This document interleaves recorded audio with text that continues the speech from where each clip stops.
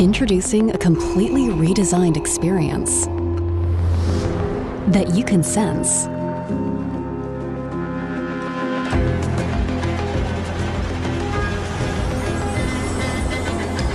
And that senses you.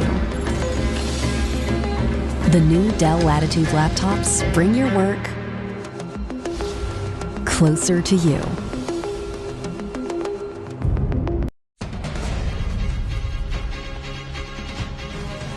Tonight, troubled route, Taron Thomas facing a suspension of up to 18 matches. Tom Morris with the exclusive details. The mushroom lunch survivor opens up to parishioners and gives the homicide squad his side. 12 hours in, demonstrators hold firm atop a Bayswater factory, claiming it manufactures parts for Israeli jets. The teenager accused of scamming a war vet out of thousands to buy a new phone, gift cards and ice cream. The Eltham mum who went into labour at the Taylor Swift concert and stayed. And back on the horse, Olympian Shane Rose cleared over his Mankini mishap. This is Melbourne's 9 News with Alicia Loxley and Tom Steinfort.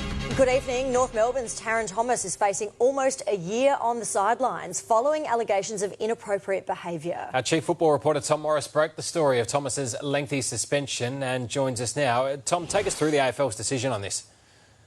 Tom, as we go to air tonight, the league's official line is the investigation remains ongoing. But I understand the AFL Commission has determined Thomas will receive an 18-week suspension. All that's left is for Thomas and his management to be formally notified, plus North Melbourne. This hasn't happened yet. Now, Thomas has not been at the club since mid-January as these allegations were investigated. And today at Arden Street, his teammates were not too keen to weigh into the controversy. You're disappointed about Taron Thomas's suspension, mate? Oh, I can't comment on anything at the moment. An 18-week suspension, that's massive, isn't it? Just ask the media team in there, they'll be able to. Are you disappointed to hear about the fact that Taron's possibly been suspended, mate? I haven't spoken to Dawn, so just chat to the media manager. And this punishment, which I expect to be announced as early as tomorrow, is the culmination of what really has been a turbulent 12 months for Thomas. His career, which promised so much, is now hanging by a thread.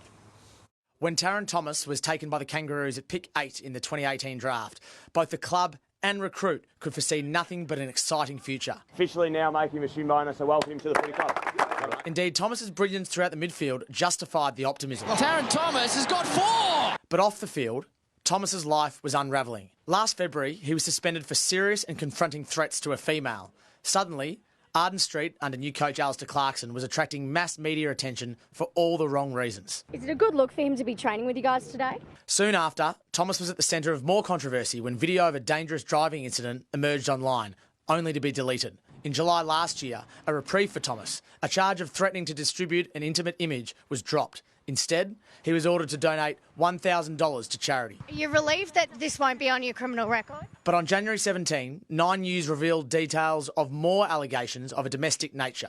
Taron, do you think you have a case to answer today? Leaving Thomas's career in limbo once more. That 18-week suspension, however, threatens to end his career altogether.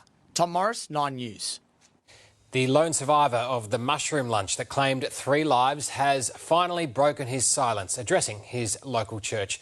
Crime reporter Gillian Lantouris can reveal Pastor Ian Wilkinson has provided an official statement to the homicide squad. He's the key witness, and despite his loss, Pastor Ian Wilkinson continues to display his unwavering faith. Let me encourage you to keep on going. The way is sometimes hard, but God is good. 9 News can reveal Mr Wilkinson has provided homicide detectives with a formal statement and is continuing to work with them as they investigate the 3 deaths. The pastor emotionally addressed the Currumbara Baptist Church last Sunday, honouring his late wife, Heather. Yesterday was our 45th wedding anniversary. At the start of the week was 6 months since Heather and Gail and Don went to be with the Lord. It's not easy for him to be on his own in the home. He has to cope the best way he can. But it's nice to see him doing the service. The now 70-year-old even drew laughter from the congregation. Does anybody remember our series on Genesis that we began last year? It was dramatically cut short halfway through Genesis chapter 2. Cut short after he, his wife and in-laws ate a beef Wellington dish suspected to be laced with toxic mushrooms in July, allegedly served by Erin Patterson, who was arrested in November and charged with 3 counts of murder, attempting to murder Ian Wilkinson and attempting to kill her estranged husband 4 times. Miss Patterson has spent nearly 4 months behind bars as she awaits her next court appearance in May. The mother of 2 has always maintained she's done nothing wrong and says she's grieving too. In Currumborough, Gillian Lantouris, 9 News. Palestine activists are refusing to budge after scaling the roof of a defence manufacturing facility in Melbourne's east. As Mimi Becker reports, they've damaged windows and graffitied walls during their day-long sit-in at the Bayswater factory. 8 Palestinian protesters in a drawn-out standoff with police. The building damaged with graffiti and smashed windows. Flares let off as the group, armed with banners and supplies, sent a message to stop the export of weapon components to Israel. Rosebank is the sole global supplier of a part for the F-35 Striker jets used by Israel. Their ongoing fight of frustration to others. Everyone else out here working, they're stopping people, they've sent staff home. People have got families to feed. And these guys are doing absolutely nothing. The group climbed on the Rosebank engineering factory roof around 6 o'clock this morning, but police were focused on keeping supporters away. 9 hours later, the first arrest, a protester handcuffed and questioned as police revealed some supporters had managed to get away. They've damaged machinery, they've damaged windows and walls and other equipment inside. Officers adamant they weren't going to intervene, instead using drones to film the group. We've tried to communicate that it's unsafe on the roof. There are areas that contain asbestos. The roof is prone to them falling through it. The protesters had no interest in dealing with police,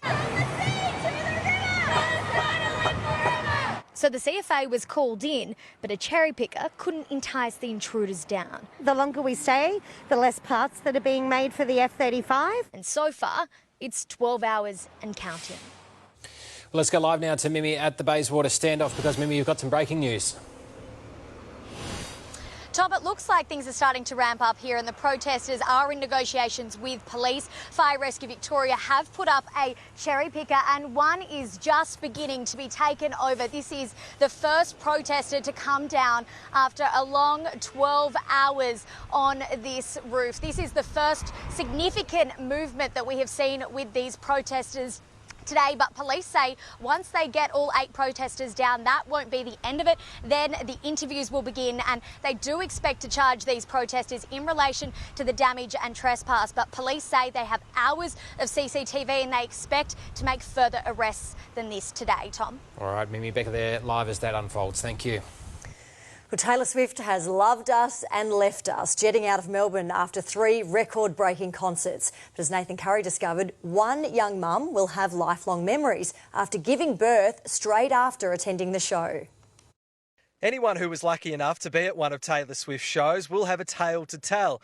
But Tennille Smith and her new daughter may have the best. I was going into labour at a Taylor Swift concert. The now mother of 2 went to Friday night's concert despite having contractions. And by halfway through the show, she realised the baby was coming. I could feel the contractions coming on. Told my husband to pick me up at the G at 11. Unless I was fully going into labour, I was staying. Fittingly, her daughter has been named Sloane Taylor. One day I'll take her, so next time she's here. It's yet another incredible story from the weekend. Tay-Tay took over the city. Melbourne, you're the love of my life. I cannot believe you. Where have you gone? The pop star made the call on stage during the final show of a record-breaking 3-night stand. Those are all the biggest shows I've ever played on a tour. The feeling is mutual, with accommodation providers enjoying soaring occupancy rates. 88% on Friday and Saturday night and 74% on Sunday night. That's rarefied air. The superstar singer also took to social media to thank the Swifties who came to her MCG shows, thanking them for the memories they'll revisit often. Despite the love affair, it was a swift exit this morning as she boarded a private plane to head to Sydney for 4 more sold-out shows. A severe thunderstorm delayed her arrival though, perhaps helping Melbourne maintain its status as her favourite Aussie city. Melbourne certainly moves on quickly. VIP and merchandise tents are now being packed away to get Yarra Park ready for the MCG's first AFL game of the season on Thursday, March 14. That's just 24 days away and the MCG is wasting no time dismantling the massive Eras tour stage and getting the turf ready for AFL action as the city's big run of events continues. We go from the tennis into Taylor Swift. This weekend we've got Pink and of course we've got the Grand Prix to look forward to. Nathan Curry, 9 News. Teenage pranksters have targeted a tram on Flinders Street, throwing eggs at unsuspecting commuters. Eliza Rugg is following this story. Eliza, police have located them. What punishment are they likely to face? Well, Tom, nothing at this stage because, interestingly, police have told us that no offence was detected. That is despite them responding to reports that these teenagers were throwing eggs at a tram on Flinders Street during this morning's peak. Officers arrived shortly after. They said they spoke with the teens and they moved the boys on without incident. Now, no one was injured. No formal report was made to police, but it is a very different response to another prank 2 weeks ago in the city. That is where a Melbourne grammar student allegedly threw milk onto women on a hire boat on the Yarra. He then posted that stunt to social media. Now, in that instance, police vowed to investigate. They also called for witnesses to that incident to contact Crime Stoppers. So 2 very different responses, Tom. Eliza Rugg there, thank you. A request from Western Australia tonight for more patrols to intercept boats carrying asylum seekers or illegal fishing crews. Labor Premier Roger Cook made the call as an ugly clash over our border policy broke out. Here's Charles Croucher.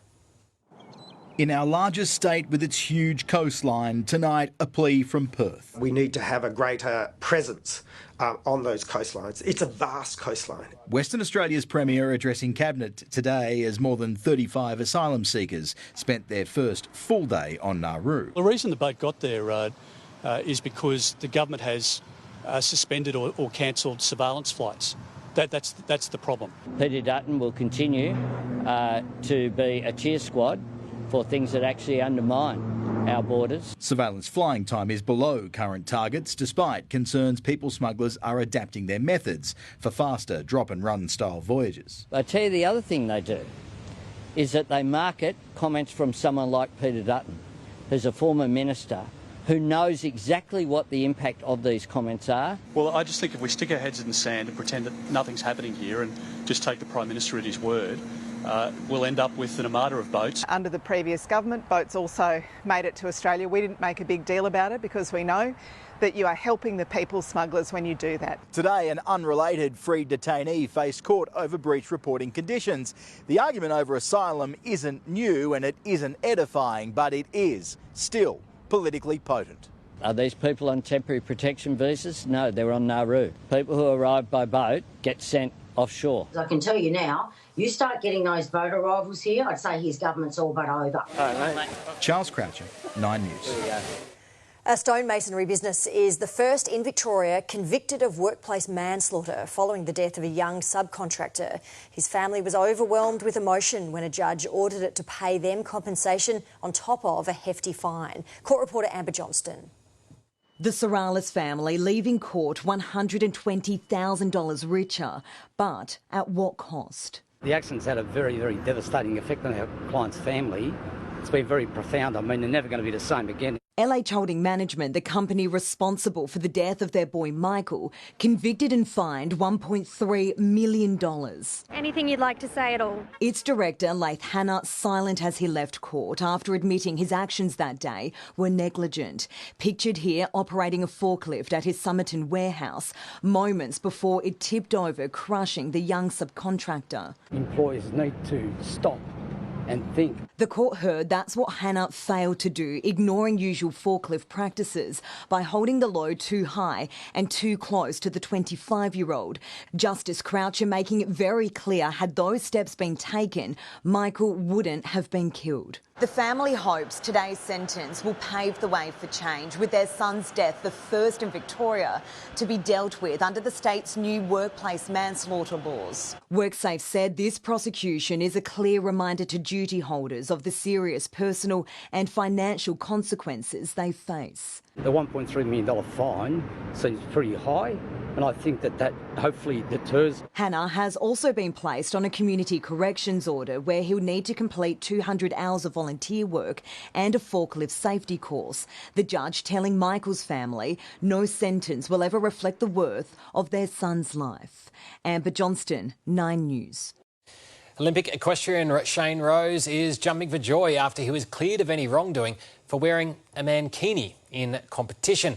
The risque outfit was meant for fun, but a spectator took offence, putting his Paris Games hopes in jeopardy. More from Damien Ryan.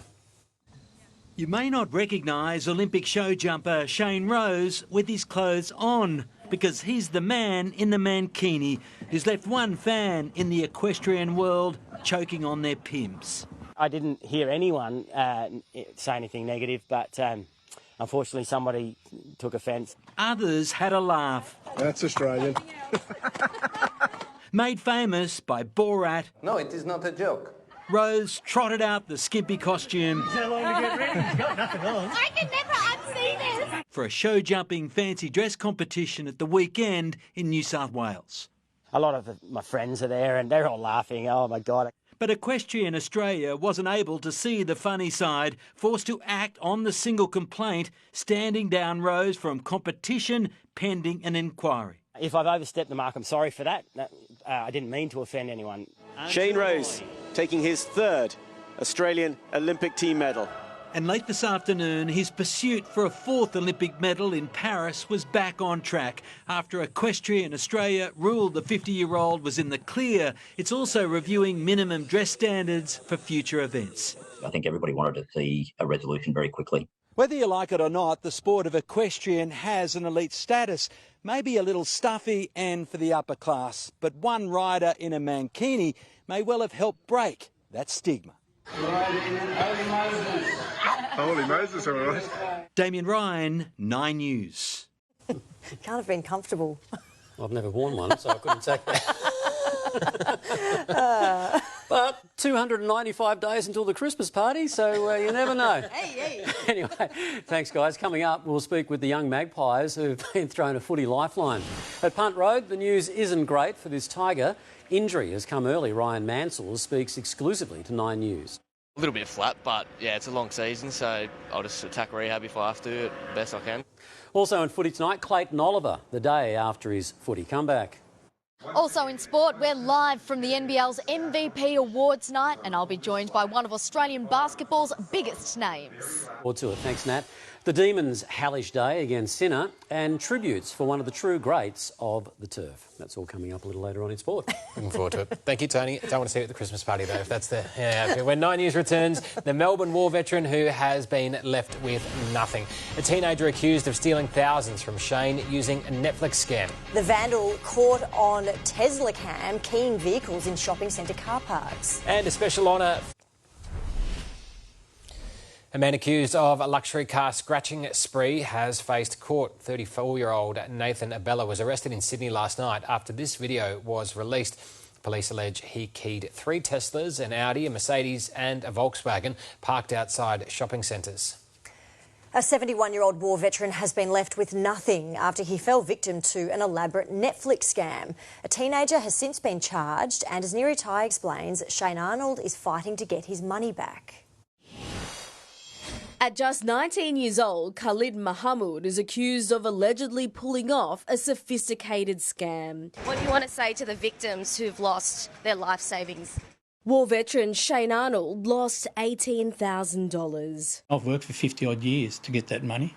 He took it within a day. The 71-year-old thought he was entitled to a refund after receiving a fake Netflix email and after entering personal banking details. I felt like my heart had been ripped out. The accused scammer gathered enough information to call the following day, allegedly posing as a security officer from Commonwealth Bank. Extremely convincing. He spoke in a posh like English accent. Little did the grandfather know he was allegedly speaking to a teenager from Braybrook whose voice was disguised with AI. He then said that your account's been compromised. Shane was ordered to put his bank cards in a bag to be collected by a driver. Hours later, the accused allegedly withdrew thousands of dollars from ATMs in North Melbourne, Braybrook and West Footscray, purchased dozens of gift cards from Kmart. What happened to all of the money? He filled up at Ampol and treated himself to a strawberry milk drink and Magnum ice cream, also allegedly splurging on a new iPhone at High Point.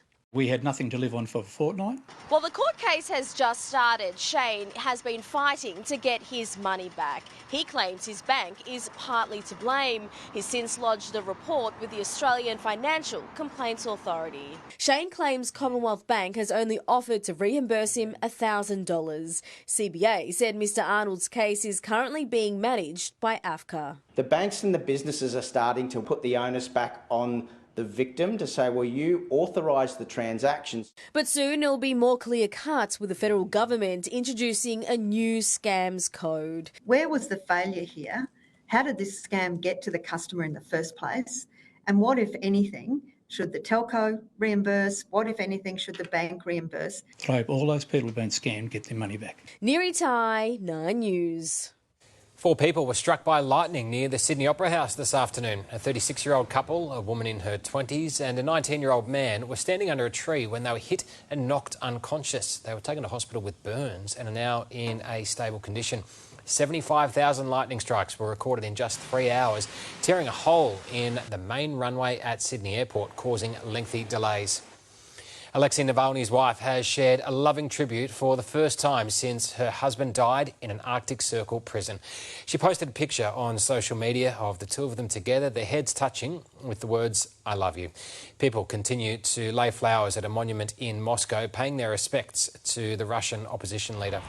At least 26 people have been killed in a massacre in Papua New Guinea. Police say they were shot in the Enga province. It's believed one tribe was on its way to attack another when they were ambushed. The killings are a significant escalation in the area's tribal fighting. British cinema's Night of Nights has lived up to the hype. Hollywood stars and royalty lapping up the BAFTAs limelight in London. Blockbuster Oppenheimer dominated the ceremony, taking out 7 categories, and Michael J. Fox received a standing ovation as he presented Best Film. The state opposition is pushing for an investigation into Victoria's energy network in response to last week's devastating storms. But the inquiry needs crossbench support to get up, or it could have a power failure all of its own. Laura Turner reports.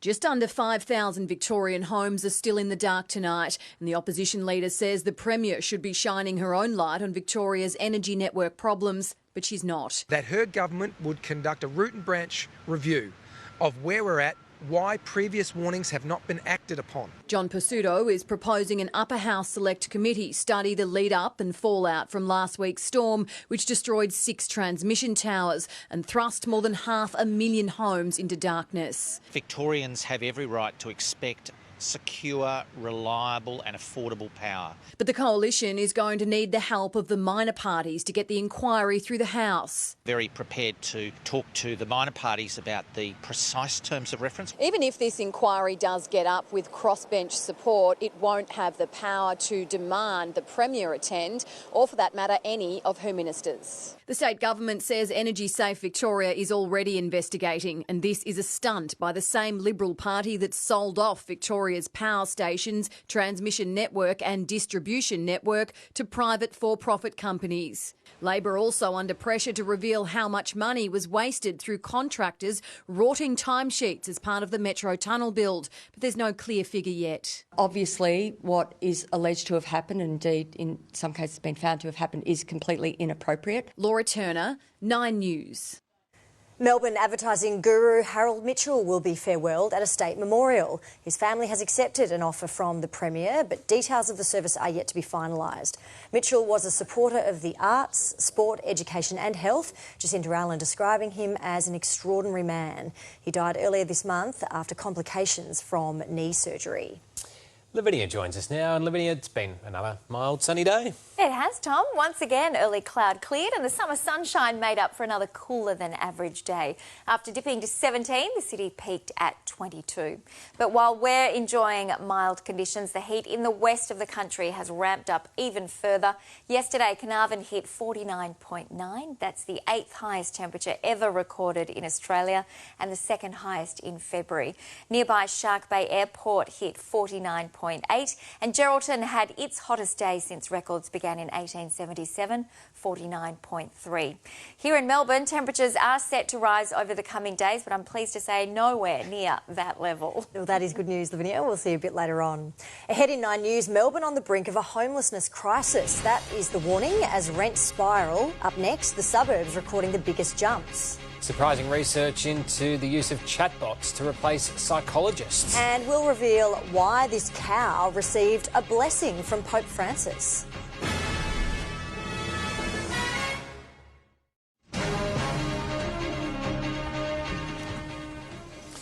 Early voting is underway in the Dunkley by-election, a crucial test for the Albanese government following its decision to revise the Stage 3 tax cuts. Polling has Labor on track to retain the Frankston seat, previously held by Peter Murphy, who died of cancer in December. The coalition has promised nearly $1 billion to electrify the rail line to Baxter. The rental market is being described as a slow-moving train wreck, with some Melbourne suburbs recording increases of as much as 55% in a year. If the issue isn't addressed soon, analysts warn widespread homelessness could follow. Chris Kohler has more. Renters were described as facing a crisis, but analysts now say it's getting much, much worse. It's actually been a slow-moving train wreck. Social media is awash with videos of long lines and desperate applicants. Not only is competition fierce, but prices have jumped 10% nationally in a year. We've got an acute housing shortage across the country. It is hitting the capital cities. It is also hitting our regions. Some suburbs are reporting astronomical increases. The cost of renting a house in Altona, for example, has rocketed 54% in the last year, jumping by $228 a week. Units in Carlton have also surged 54%. In other words, $210 extra per week. Those massive increases are also being seen in Donvale, up nearly $280, while renters in Bentley East are also paying nearly $300 a week more than they were a year ago. And anyone looking for a unit in Keilor East or Brunswick East are stuck paying $186 and $170 more. It's not just affluent localities. It's also standard suburbia. 9 out of 10 rental agreements are for 1 year or less, so almost all renters have been facing regular cost increases, and the task of finding a cheaper place to live has been getting harder. Advocates are calling for caps on rental increases. That's really urgent. Countries all around the world have limits on what a reasonable rent increase is. 50% is not a reasonable rent increase. We need to do something about this. And with a federal election slowly entering view, calls from renters for help will likely grow louder. Chris Kohler, 9 News. 2 policemen and a firefighter have been killed after responding to a domestic incident in Minneapolis. A man armed with multiple guns opened fire on them from several levels of a home. The firefighter had been providing first aid to an injured officer when he was shot. There was a special guest for the Pope's Sunday service at the Vatican, with a cow receiving a blessing from the pontiff. The animal was brought to the Mass as part of the European farmers' protest as they demand fair prices and stricter import controls.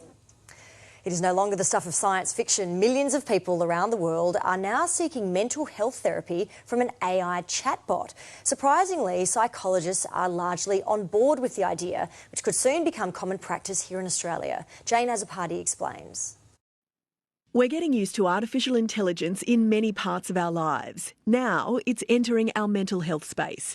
Apps and chatbots programmed by psychologists filling the gap between supply and demand. The challenge is that there simply are not enough trained mental health professionals on the planet. Meet Limbic, your personal therapy assistant. In the UK, AI-powered psychology is already part of the National Health Service.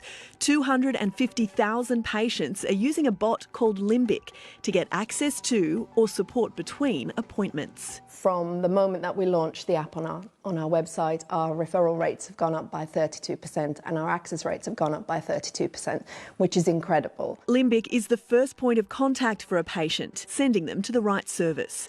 Private clinics use the app between appointments, helping clients through guided therapy, regular mood checks and crisis detection. Millions of people all around the world are right now using a chatbot called The Psychologist.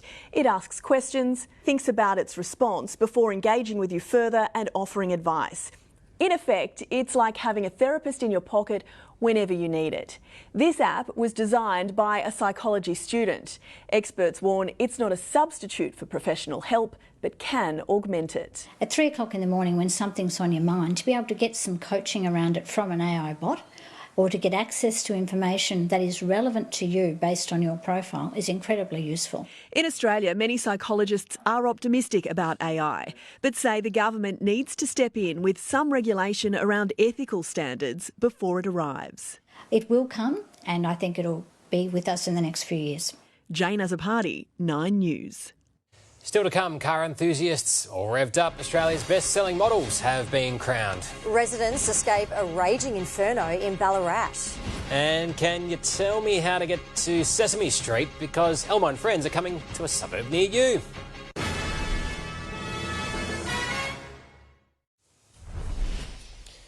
Residents fled a unit block in Ballarat when fire broke out this afternoon. Emergency services called to the property on Bell Street just before 2:30. It's unclear what sparked the blaze, but thankfully no one was injured. A building inspector is now assessing the home for structural damage. To money matters for you now, and property companies slumped on the market today while banks rose sharply. Chris Kohler has the details. It might have been a steady day on the market, but there were some clear winners and losers. Developer Lendlease was smashed after warning of lower profits ahead, a rough 14% sell-off. And A2 Milk was the star of the day, surging after announcing bigger profits than expected. Westpac also impressed investors. Both its shares and ANZ are the highest they've been in more than 2 years. And petrol retailer Ampol hit record highs after announcing a solid result. Interesting there to see the majority of the fuel it's selling at the moment is premium. So it seems that drivers aren't skimping on their cars despite the cost of living pressures. And the Aussie dollar was buying 65 US cents and 60.7 euro cents today, slightly higher to start the new week. Drive's best cars for 2024 have been announced, judged on price, safety and fuel efficiency. The Hyundai Kona took out the small SUV under $50,000 category. The top electric vehicle, also under 50 grand, went to the MG4. The Ford Ranger was crowned best dual cab ute, while the Kia Carnival is #1 family car under $80,000. Overall, Australia's top car will be announced next on A Current Affair. Sesame Street will soon hit the suburbs in real life, with Elmo and friends joining the circus. And as Alan Rascal explains, everyone's favourite red friend and his mates can be a handful, especially for the poor ringmaster. It's Elmo's circus dream. To do something amazing and keep in their raising and hear the crowd cheer from below. Those sunny days are sweeping the clouds away. Some of your favourite characters from Sesame Street running away to join the circus. And being a circus, there's lots of show-stopping circus acts. Show star in awe of what's on offer. Did you like that act? The story starts with Elmo's bedtime story about the circus, and as he drifts off to sleep, he's magically immersed into his dreamtime circus. At a secret location, the team's been hard at work in rehearsals, all under the watchful eye of ringmaster Michael Keane. Do they get up to a bit of mischief? They do. Elmo is quite cheeky, and Grover is always playing on a motorcycle. Unbelievable. How do you pull them into line? I use my very loud ringmaster voice. Tickets start from $34.95. The show opens in Preston tomorrow before heading to South Morang, Narre Warren and regional Victoria. So why not come and play? Everything's A-OK and ask Elmo and all his mates the question on everyone's lips.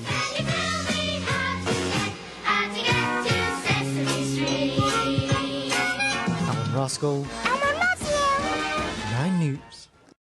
All right, time for sport. Tony Jones. Thanks, Tom. Get my head around that one. After the break, where to now for Taryn Thomas? Chief footy reporter Tom Morris will join us live. From rugby league to the AFL, the beautiful moment this new Tiger told his mum. A familiar face puts an end to the Demons trophy charge, and the big-name basketballers slam dunk it in the Fashion Stakes. Incredibly fun, remarkably functional, and effortlessly stylish. Introducing the all-new Ford Puma. a compact SUV that really packs a punch. Looking good has never been this easy. Secure yours today. The all-new Ford Puma. Effortlessly stylish. As we reported earlier in the news, North Melbourne's Taryn Thomas is bracing for an 18-week ban from the game. Nine's chief footy reporter Tom Morris broke this story earlier today, and Tom joins us again live. Now, purely from a football perspective, what are the ramifications to all this? Well, Tony, there's a reason why North Melbourne selected Taryn Thomas with pick 8 in 2018. There's a reason why Matthew Lloyd on Wide World of Sports Radio tonight described Thomas in the top 3 most talented players at the club. He's clearly highly rated. Essendon wanted him last year, even though he was in contract. Now, that deal didn't get done, but he was due to come out of contract at the end of this year. Now, he's on about $600,000 a year at the moment, give or take.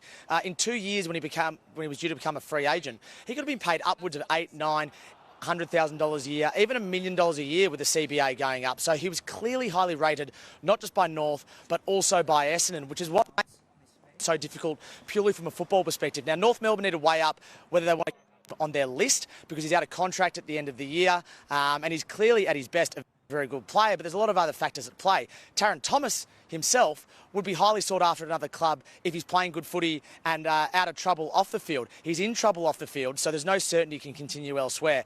If this is an 18-week ban tomorrow, or whenever this week, he won't be available to play until round 20 at the earliest, which will give him 4 more games at most in North Melbourne colours before determining his future. So there's plenty on the agenda for North Melbourne to think about once this suspension is handed down, and also for Taryn Thomas and other clubs as well. But either way, Tony, there's implications all over the AFL as to whether Taryn Thomas is going to play on beyond 2024, and that's disregarding all the off-field stuff that's going on as well, as we reported earlier. All right, Tom Morris with that live report there. Thanks for that. More footy, and Richmond's best laid plans for Ryan Mansell have been upended after the forward was diagnosed with a nasty ankle injury. The Tigers already ruling him out of the club's trip north to face the Suns in opening round. He spoke with Trent Neese. Despite triumphing over the Demons in the first hit-out of the AFL pre-season, one Tiger is about to take on injury demons of his own. Didn't feel too great, but I tried to go back out there and just didn't want to risk hurting it even more. Richmond forward Ryan Mansell diagnosed with a syndesmosis injury, the club confirming today he'll miss at least the start of the season. A little bit flat, but yeah, it's a long season, so I'll just attack rehab if I have to, the best I can. In more positive news at Tigerland, the club handed Kiwi-born Makelti Lafau a rookie contract. The 26-year-old full of emotion as he told his mum. I'm so proud of you. Thanks, Mum. Love you, Mum. I was pretty shaken up before. Just obviously like a roller coaster of emotions and all that, and just so much pride and all those sort of feelings. A former rugby league star, Lafau admitting he hadn't watched footy until he moved to Australia when he was just 12 years old. I know about the sport, but nothing actually in it. Like, I didn't know how they played it. I just knew that there was Australian rules. Across town at Collingwood, 3 new pies were officially unveiled. Josh Eyre, one of them, despite being ruled out until late April with a torn hamstring. I really thought it was over, to be honest, in that exact moment, but the club got around me. It was quite overwhelming. Clayton Oliver was showing few effects of yesterday's bruising encounter, the midfielder politely declining an interview request as he targets a practice match with Carlton in late February. And at the kennel, Jack McRae is still no certainty to take part in the Dogs' pre-season matches. The gun midfielder working with the main group for part of training before joining the rehab group for running drills. Trent Neese, 9 News. Well, the NBL is about to hit finals mode, but only after dishing out awards for the season's best tonight. Nat Yanides is live from the red carpet. Nat, there's also a real Olympics buzz there. Well, Tony, it's only fitting that we speak to a man that's been to 3 Olympic Games, Melbourne United star Matthew Dellavedova. Delly, thanks so much for joining us. You finished the regular season top of the table, but guessing you're not going to have much of a chance to let your hair down tonight. No, it was good. Obviously, regular season, it'll be fun to catch up with some other people tonight that I haven't seen in a while, but we're definitely looking forward to the playoffs. 2024, a huge year for basketball with the Olympics coming up as well. Just how comfortable are you that you've done everything in your power to make sure that you'll be on that plane to Paris? I mean, there's still a lot of work to do, but obviously a great young squad, and definitely want to be a part of it. And missing out on that World Cup squad last year, how much has that served as motivation over the last 6 months? I mean, I never need any more motivation to try to represent Australia, but I'll definitely be doing everything I can to be in the squad. Yeah. And finally, your teammate Chris Goulding, he's up for the Andrew Gaze Trophy tonight. Do you like his chances? Yeah, he's been huge for us all season. He's had an amazing year. Dino for Coach of the Year, Shilly for Defensive Player of the Year, and IC for Sixth Man of the Year. I like it. There you heard it here first. Thank you so much. Thank you very much. And Tony, of course, Bryce Cotton is the favourite for the MVP tonight, but our very own Chris Golding is up for the award. Promises to be a cracking night. Looks like it. All right, good on you, Nat. Thanks very much for that. Well, to tennis, and Alex de Minaur believes he's taken another big step despite being humbled in the final of the Rotterdam Open by Yannick Sinner. The Aussie fought hard against the Australian Open champ and certainly had his chances.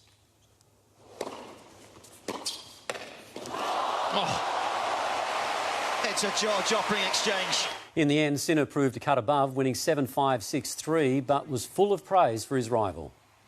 It's better if we see each other on the same side playing doubles than playing against, but you're one of the kindest guys on tour. The Italian has now jumped to number 3 in the world. Very Elegant is tonight being remembered as one of the country's most decorated horses after the champion mare and her foal died following complications giving birth in Ireland. Among her wins, the 2020 Caulfield Cup, then the Melbourne Cup a year later. The darling of the turf has raced clear 3 lengths instead of those, and it's Very Elegant, 10 Group 1s, and now the greatest of them all, the Melbourne Cup. In a statement today, trainer Chris Waller said, "We all saw the courage she had on the racetrack over many seasons, and she'll never be forgotten by those close to her as well as the wider racing public." Very Elegant finished her career with 11 Group 1 victories. And I'll see you tomorrow night. Thanks, Tony. All right, let's go back to Livinia now. We have some warmer weather from tomorrow, Livinia. That's right, Alicia. The city's forecast to be 6 degrees hotter than today, and the heat is set to ramp up even further on Wednesday and Thursday.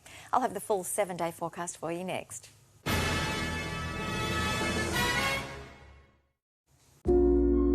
Switch on a Daikin Alira X split system with advanced streamer technology to remove more than 99% of harmful indoor air pollutants and surround yourself with cleaner air this summer. Daikin, perfecting the air. Hello again. The city's had its 6th day in a row in the low 20s. It peaked at 22 this afternoon. It was quite a mild night through western suburbs with minimums of 17. A lot cooler in the northeast from a low of 9. Yarra Glen warmed up to 26 this afternoon. It's been another day in the low to mid-30s through northern parts of the state, but most locations through the south peaked in the low 20s. Sydney was hit with severe storms earlier today, more than 75,000 lightning strikes around the metro area and some pockets of heavy rain, and train services have been impacted. In the top end, ex-tropical cyclone Lincoln continues to move towards the coast. There is a chance it will reform as a tropical cyclone when it moves over the Indian Ocean.